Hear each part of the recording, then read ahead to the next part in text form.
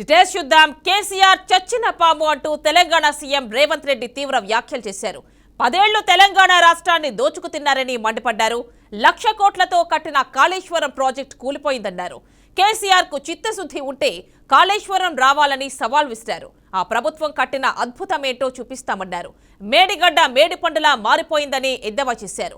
ఎన్నికల ప్రచారంలో భాగంగా వరంగల్లో నిర్వహించిన జనజాతర సభలో రేవంత్ ప్రసంగించారు. ఇంకా అధికారం మత్తు దిగిందో లేదో నాకు అర్థం కాలే.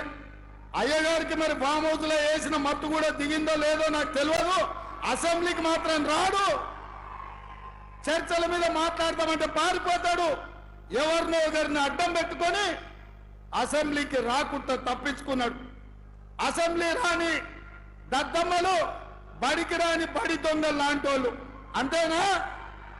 మరి అట్లాంటి బడి దొంగలు నిన్న టీవీ 9లో పోయి కూర్చొని 4 గంటలు కూర్చున్నాడు. సిగ్గున్నది అని అడుగుతున్నా.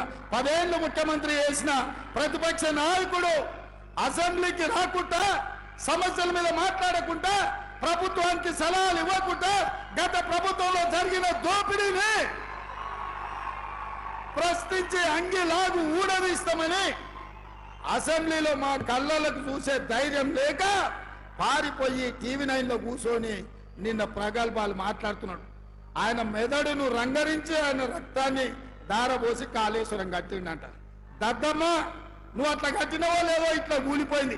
ఇంతకంటే ప్రపంచంలో దివాలగాడేవాడని ఉంటాడా అని నేను అడుగుతున్నా. కాళేశ్వరం డిజైన్ వేసినప్పుడు తీసినవా, దిగినప్పుడు దించినవా అని నేను అడుగుతున్నా. రాపోలం ఇప్పుడు కూడా మా శ్రీధర్ బాబు గారి నియోజకవర్గమే మంతన్నిలోనే కాళేశ్వరం ఉంది. చిన్న కాళేశ్వరం, కాళేశ్వరం కలిసిపోదాం.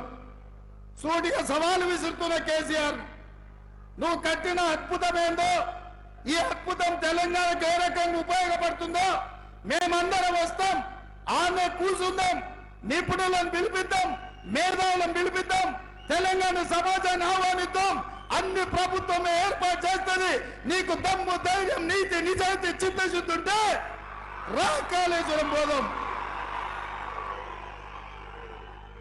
అడిగేటోడు నీవోడే, చూపించేటోడు నీవోడే. నీ సొల్లు పురాణమంతా 4 గంటలు చెప్తున్నావు కదా. నువ్వు కట్టింది అద్భుతమైతే కాళేశ్వరం దగ్గరనే చర్చ పెడదాం రా.